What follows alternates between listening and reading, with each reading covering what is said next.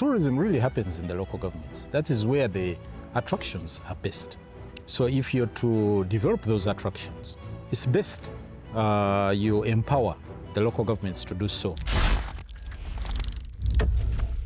It's an exciting opportunity to work in a sector that everybody enjoys. So it is enjoyment all through. But it's also a transformational sector. It's a sector that is on the move. It's a sector that is impacting on livelihoods, changing the economic structure of the country because of its ability to bring in foreign exchange, because of its ability to impact along the tourism value chain, which is wide. Everybody gets a bit of the tourism dollar when somebody from out comes to see the beauty that we have. But it's also a low investment sector. I mean, you're selling your natural environment. You can look around, beautiful environment. And it's something that not everybody has. So they come here craving for that beauty and leave a coin to you. When they go to Bwindi, when they go to Mabira, when they go to all these places of interest that we have, I've seen a lot of Europeans here looking at the Marubu stocks and taking a lot of interest. The other residents. The other residents. So you're selling who you are, and that is very exciting. So I'm happy to be part of that very industry that excites people, but also transforms their livelihoods. What is at your table at the moment, or on your mind at the moment? A lot. Tourism right now is at a pivotal stage. We are looking at tourism as being one of the most important sectors leading to the socio-economic transformation of the country. If you've read through our National Development Plan that we are currently implementing, and the ATM strategy, the tenfold growth strategy, is looking at tourism as one of those sectors that are going to cause the 25-fold growth. Tenfold for the others, agriculture, mining, science and technology. But for tourism, we're looking at it a low-hanging fruit that is likely to cause a 25-fold growth. And as people who are managing the sector, that becomes a great challenge to all of us. How do we marshal everybody to start looking at crafting ways of generating more traffic into the country, resolving the impediments that affect people not coming into the country? Issues like infrastructure, issues like marketing, issues like product development, the quality of services and the like. And if we're able to unlock those, then we'll have a flood of people coming into the country and naturally causing the socio-economic transformation that we're looking at. When you look at the sector today, how much has it changed from the point when you joined? A lot. I would tell you that around the early 2000s, we are generating less than 500,000 tourists coming into the country. Call it visitors coming into the country. The statistics put it at 412,000, I think around 2001. And to be talking about over 1.5 million visitors coming into the country, despite the very many challenges that we've had.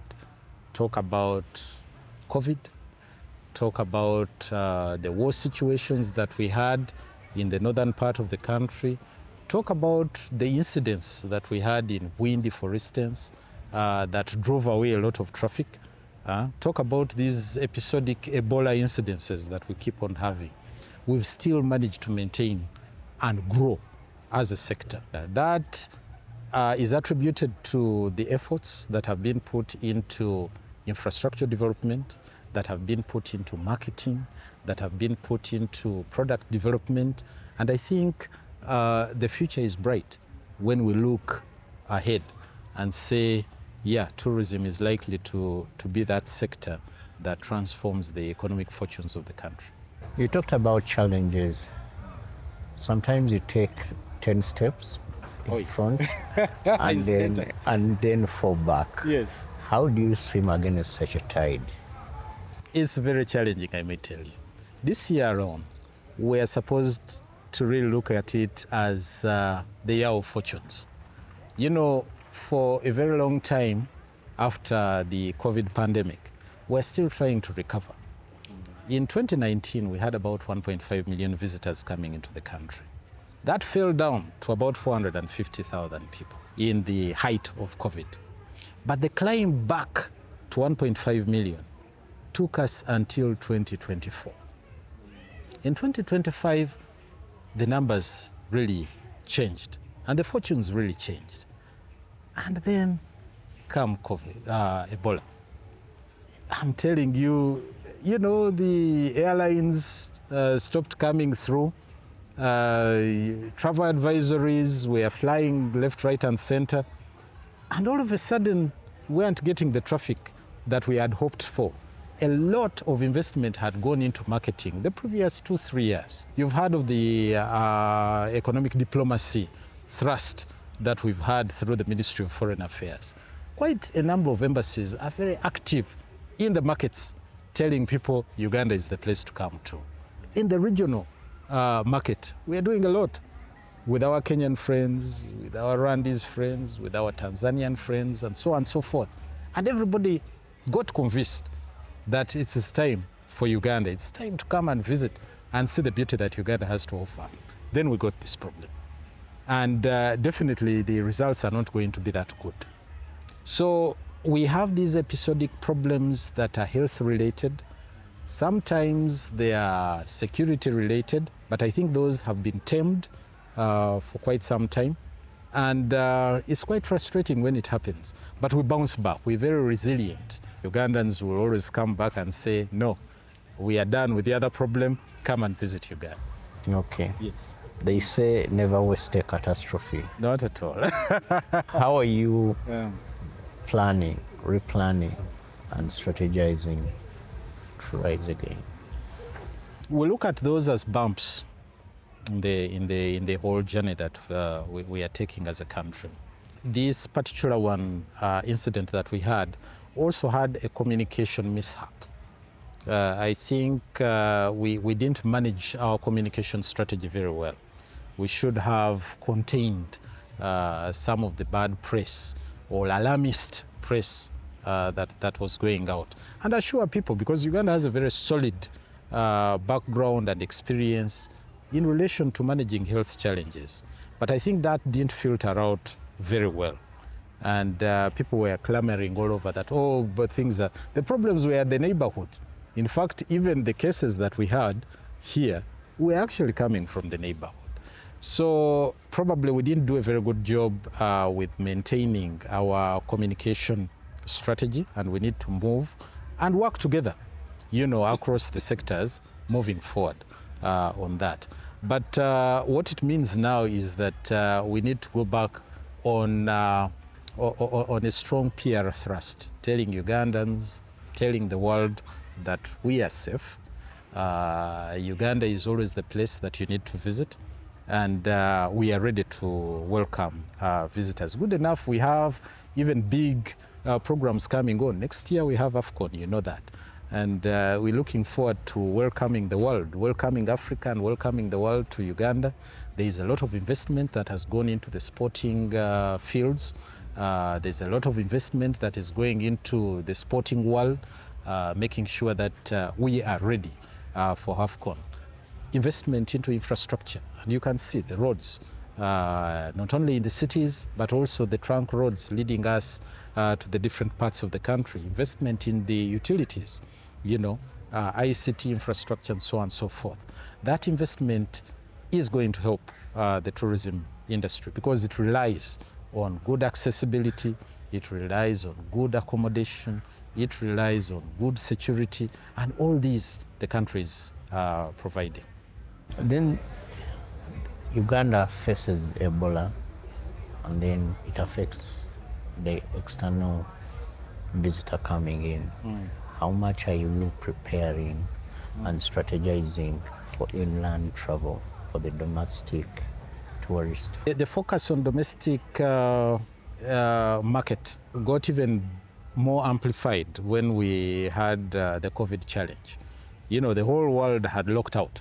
No one was going to the neighbors because of COVID. And we had to rely on our very people to visit these various attractions that we have, but also make use of the hotels, make use of the tour operators that were providing these services.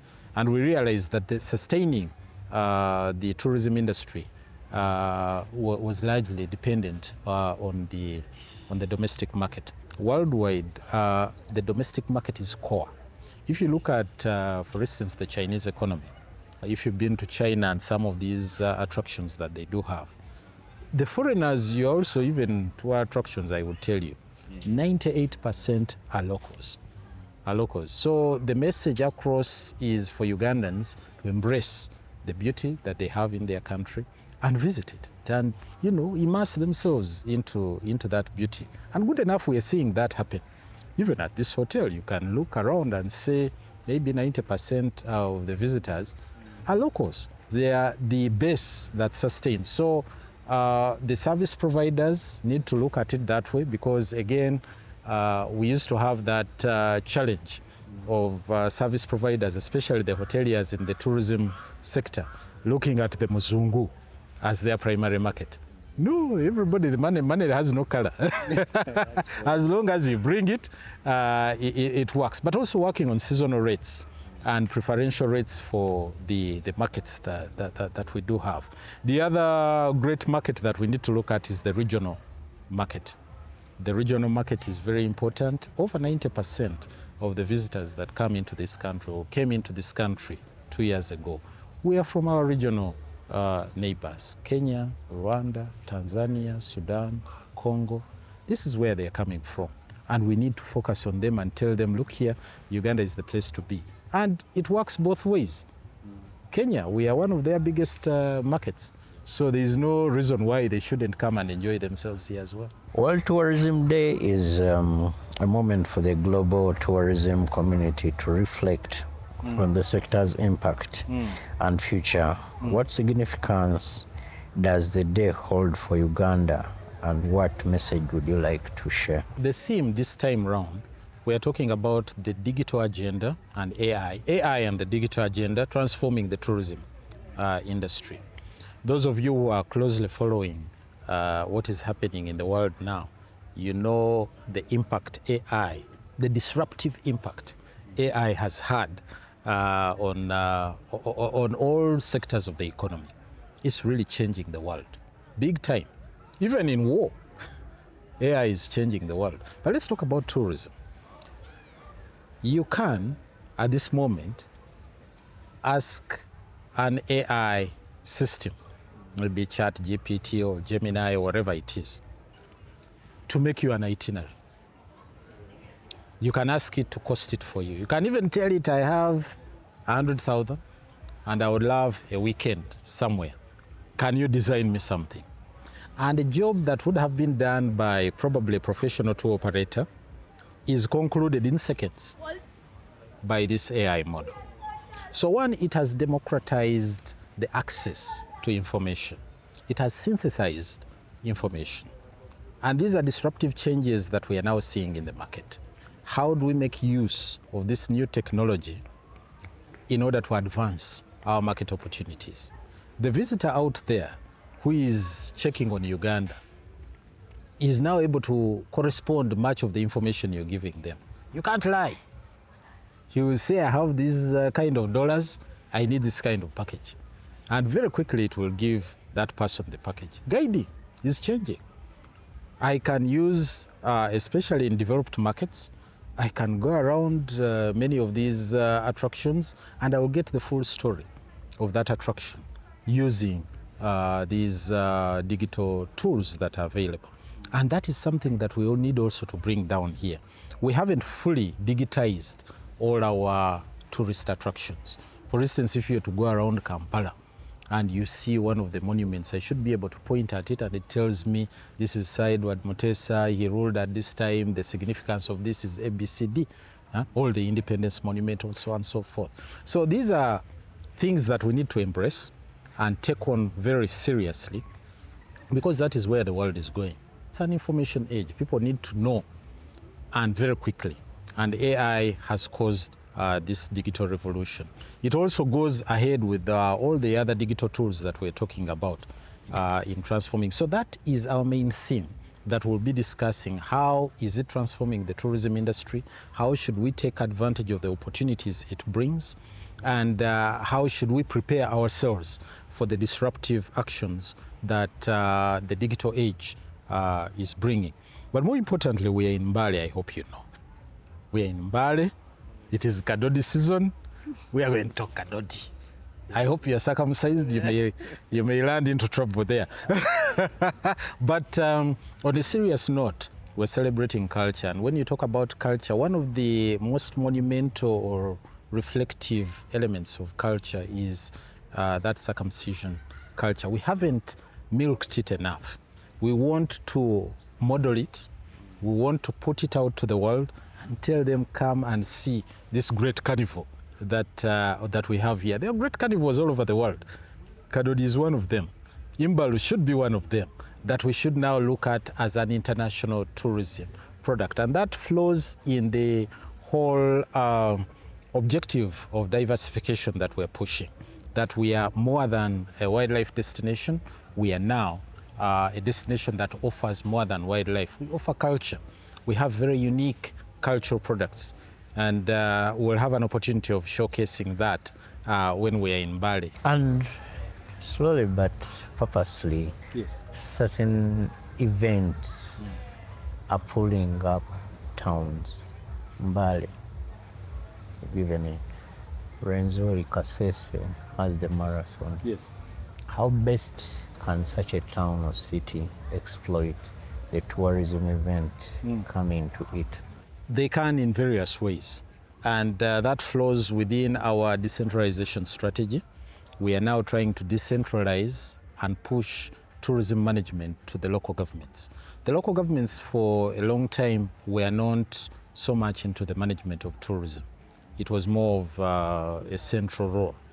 But we think for it to be more effective, it needs to go down to the local governments.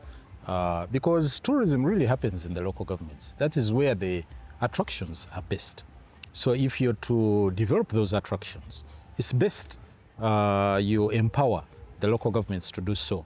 And we've seen a lot of these partnerships. We've seen the excitement and catalytic efforts that we are putting into the local governments yield fruit. I'll give you the Rwenzoris, you've mentioned it. Kasese is now praised with the Rwenzori Marathon, which is great. Gulu is praised with the Oktoberfest, which is great. And the Gulu in October will be all shining because of the Oktoberfest. They also have the Gulu Marathon.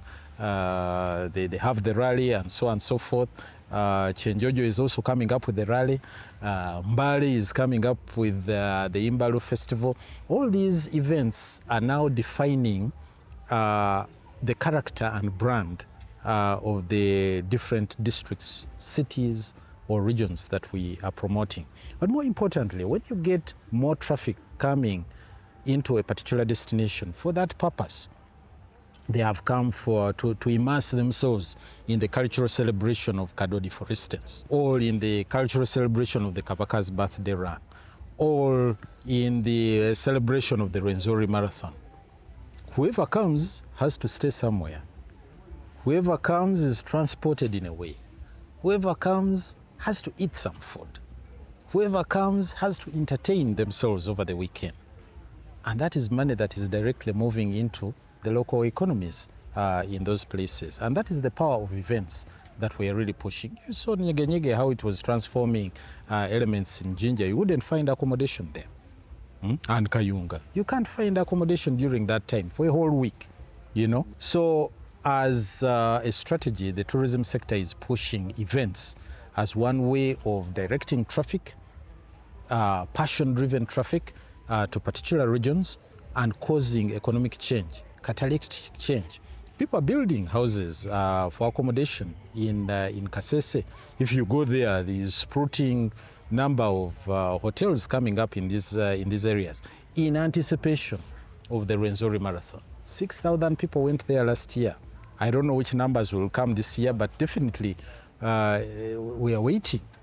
So end of this month, let's go and run. Will you be running? I have to. I have to be there. Yes. Uganda has long been known as the Pearl of Africa. Right. What must we do to ensure the country remains competitive in an increasingly sophisticated global tourism market? You know, when Churchill visited much of Africa and passed through Uganda, if you read his book, My African Journey, written I think in 1908, he tells you that I've traveled far and wide within the African continent, and nowhere have I seen a very green destination. Nowhere have I seen greater potential that so little can generate so much. That statement resonates even up to today. Whoever comes into this country will tell you it is green. And that's what we've been known for. Whoever comes into this country will tell you how welcoming the people are, how friendly the people are. We have a challenge, we have a role to play in making sure that those tenets are kept. It's a food basket. When you come to Uganda, the variety of food, you know, we don't want to talk about our neighbors, but their portions are a bit, you know, limited. When you come here, the buffet comes from the other side up to the other end, and of different foods, you know. So we have a role to make sure that we are sustainable and remain green. And many of the policies that we are putting into action now are to maintain that sustainability, to maintain the greening. Rwenzori Mountains, you know, the snow caps receding, it is a challenge. But with the afforestation programs that are championed in these areas and all over the country, it is helping to maintain that greenness. It's helping to maintain the climate. You can see the climatic changes that are affecting Europe. They are basically in a furnace the past 2 months. And after that, they are moving into floods. After that, they go into terrible winters. But these are all effects of climatic change. We are starting to get a bit of those challenges. And we need to respond very quickly to maintain the pristine nature of this country. And that is where our competitiveness lies. We are a pristine destination and we need to maintain that. You talked about food and I could hear your excitement. Yes. As we diversify the tourism product, right, have you looked at gastronomy or culinary adventures as something competitive for our sector? It is. One of the greatest drives of people to any destination is food. There are a lot of destinations. People come to Entebbe, for instance, for the fish. You know, they come to the beaches and they enjoy fish. If you looked around people's plates around here, you will see a fish covering all the plates, you know. So people come to enjoy the culinary delights that particular places have. We've kind of specialized in different areas, these culinary delights that we have. And Uganda has been quite innovative in this. Some of the best restaurants actually you find on the African continent are now here in Uganda. When you ask people who move around the world, they will tell you when it comes to restaurants, when it comes to the dining experience, Uganda is at another level. But I think we need to make that known to the entire world. Not many people know that our variety is so wide, is so fresh, but also so innovative. So from a policy point of view, one is to focus on capacity building, training skills in preparation. It's one thing having good food, but the way you present it, the way you prepare it is yet another. So we need to have more and more of Ugandans trained in presenting and doing good food. We need to promote it. And that is where these events that are themed around food come in. We hope next year we'll be hosting the UN Gastronomy Forum. It was in Tanzania the other year. It will be in Sierra Leone this year. And we are bidding to have it in Uganda next year. And we'll tell the world about our good food. We'll tell the world about our innovativeness when it comes to food.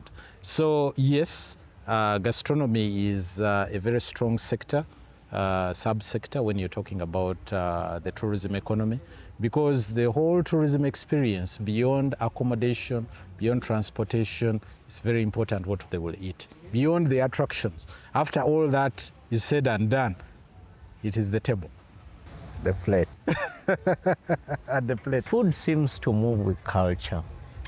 How can you plug the two to move concurrently to bolster our tourism product? And that's where the beauty comes in for Uganda, especially because of the diversity that we have. We have almost over 52 different cultural, ethnic groupings that are incidentally at harmony, you know, but they all have a different culture setting. The way the Baganda prepare their food, or the culinary delights that they do have, are different from what the Banyankole have, are different from what the Acholi have, are different from what the people in Bali have, or Karamoja, or anywhere else. They are very much different, and they give you a variety that you're not likely to see. Some of other destinations, you find that uniformity. You say the chips, it's fish, and whatever. Here, you're able to walk through different culinary delights that are being modeled around different cultural groupings. And it is important to accentuate that, but also, you know, promote it, give these different cultural groupings the knowledge and empowerment that they have something unique they can put to the market, present to the market, professionalize, and put out to the market. I don't know whether you've been to Pakwach. There is this nice fish called nang nang. That one you don't have to suffer with the bones. You just chew them. You just chew them. But nang nang, I've not tasted nang nang in Kampala. So I am still wondering why nang nang does not come to Kampala. It's probably a packaging issue. It's probably, you know, a production issue, how it is prepared. There is the electric fish. Have you tried the adinga? Or not? Oh, you need to move around this country. It is rich. Adinga is around Pakwach still. It's some electric fish. When it is just out of the water, you touch it, you'll get the shock. Which talks about the investment opportunities in our sector. Which of those deserve greater intentions for both the local and internationals? We still have deficits in accommodation. We are now hoping to host so many people for AFCON. And there are a number of, they will be in Kampala, they will be in Hoima, that's where the major games are. But there are also training centers all over in Lira and elsewhere. And accommodation is a challenge. Accommodation is a challenge. And when you talk about accommodation, it's about the different layers of accommodation. Some people want to stay in 5-star hotels. Others want to stay in budget hotels. We need to have a good measure of all types, but also quality. Whether you're in a budget hotel, it should be a quality accommodation, providing clean service. You know, affordable but clean service. So from a quality assurance point of view, we need to work that journey, but be able to provide these different accommodation points. When you go to the national parks, we want to encourage as many students as possible. We had an unfortunate incident of these students who got accidents. But in the general scheme of things, we need to promote school tours. We need to put structures in place to make it safe.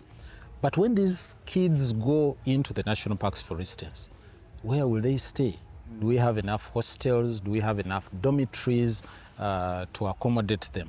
And even then, families who move together, they want affordable accommodation that accommodates them as families beyond the big hotels that are structured for a different market. So accommodation remains an area that we need a lot more investment. Accommodation is concentrated in particular, you know, the cities and particular tourist hotspots, but we need it everywhere. Having talked about accommodation, the other challenge is, of course, transportation.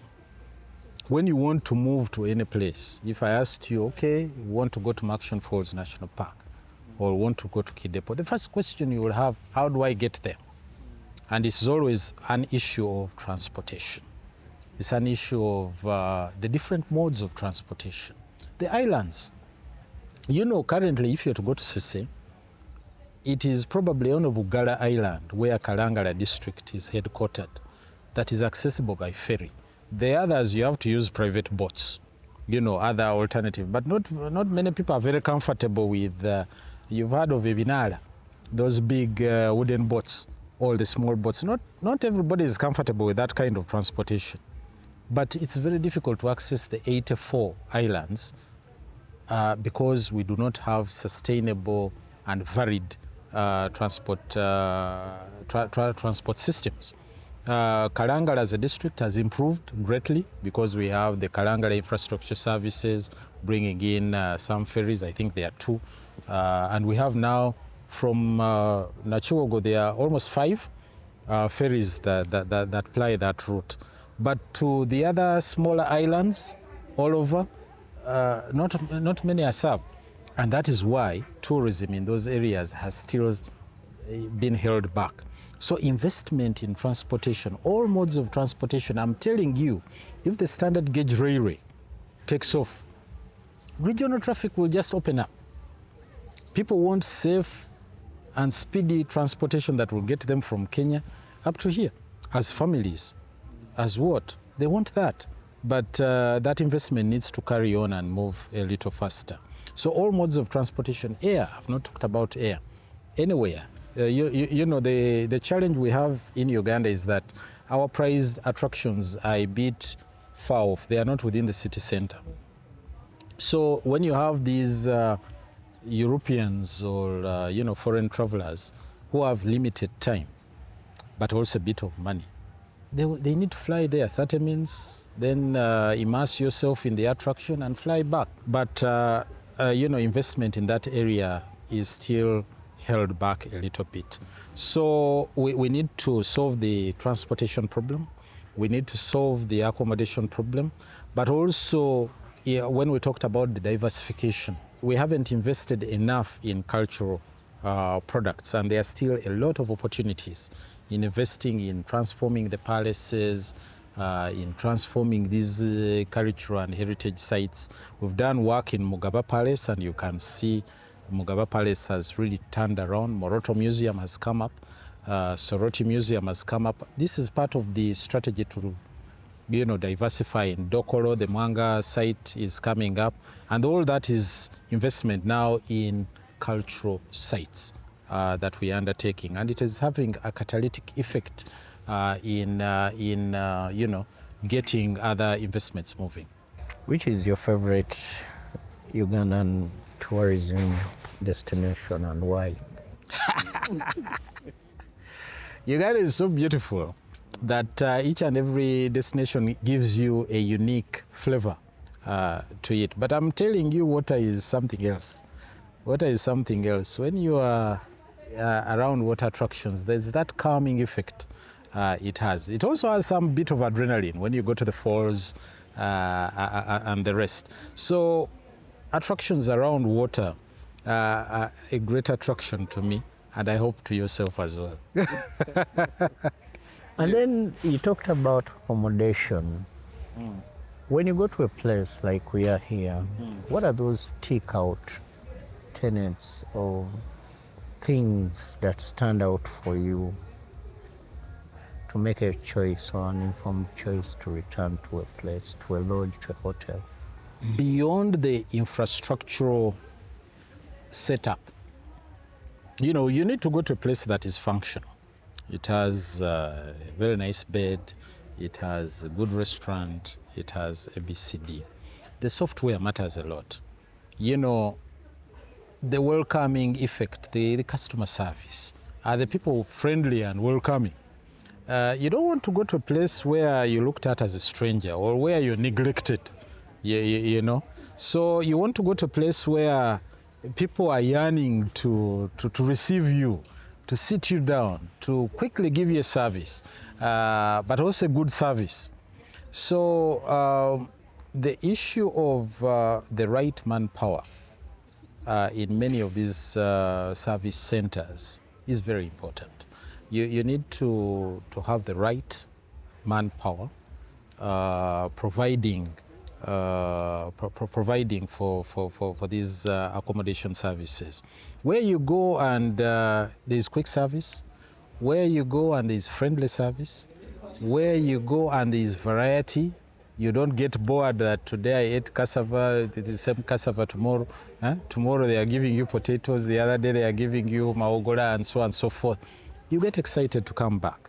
So being able to innovate and provide a diversified form of service, speedy, but also in a friendly environment, is a catch. Okay, and which is that place for you that you keep returning to because of what you just said? Where, in the hotels? You want to strangle me? No.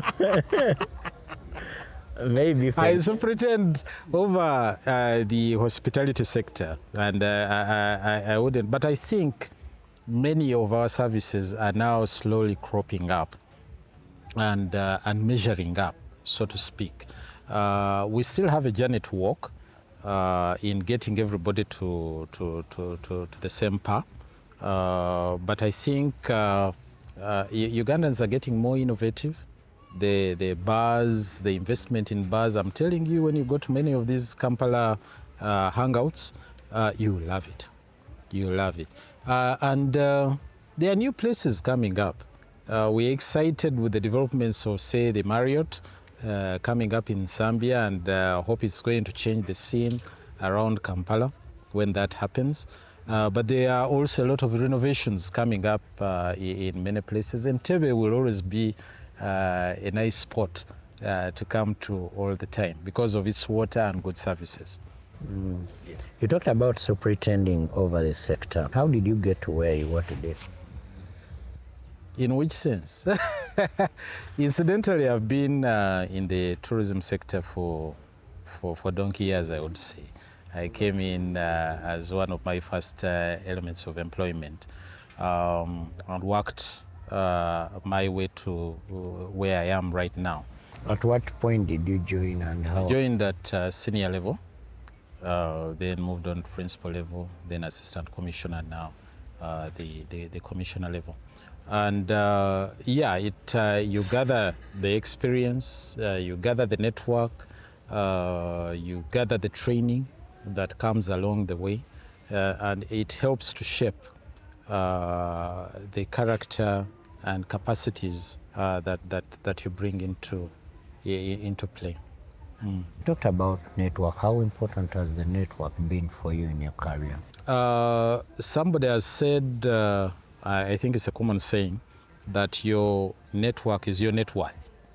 If you can't call somebody to unlock a certain door, if you need to write letters and seek appointments to get certain things moving, the one who makes the call will get there first. You get it? So it's extremely important that you have a wide network, or you know somebody who knows somebody in getting certain things moving. They move much faster. You're better understood when you're discussing on a friendly basis, or on a historical basis, that I know so and so, we went to school together, or we've worked together on a different assignment, or we've met in a social program or a community program somewhere before. So widening that network is extremely important in any work environment to get things moving. Without an effective network, probably wouldn't move very far. Then you're a leader. What is your leadership mantra? Transformational leadership is very important. You wouldn't like to just run through the day as it comes. You want it to move from point A to point B. And that calls for empowerment, that calls for the correct vision, alignment of the vision with what the national or international visions are. That's very important. You can't run at divergence. So that alignment is very important. But also empowerment is critical. How do you empower the people you work with to respond? And I think you need to also look at yourself as a servant. Service is key. It's not just about pushing everyone in a certain direction, but leading the direction, but also making sure that everybody is served. And I think community empowerment is also very critical. How does everybody gain and be part of this whole ecosystem? That is an embodiment of the philosophy that we push. Who or what has been very important in shaping your career? I would run back to the three elements. You need to build that capacity. We've been fortunate enough in attending various trainings and capacity building programs to gain knowledge. And you need also to read a little bit privately, because what you're offered in school is just a small percentage of what is out there. You need to read widely in order to gain the kind of information that you require to superintend or to cause the changes that you need to do. Networking, I'll run back again to networking. You need to build that network that helps you manage an organization, or that helps you to move a certain agenda. Because if you don't have people you can rely on in getting things done, that is a challenge that will always constrain your movements. Then you need to work with the people. You have to be a people person. You have to work with your team. You have to build the team that is aligned to a common vision, and you move forward. In moving up your career, there must have been people that have either mentored you or shaped your vision as you. Who are some of these people? We've worked with very many strong permanent secretaries during that career. I began with there was Dr. Nahamia as our permanent secretary. Currently we have Madame Doreen Katsime, who is our permanent secretary. They have all been very strong leaders. Ambassador Mugoya was also one of ours, then Ambassador Onen.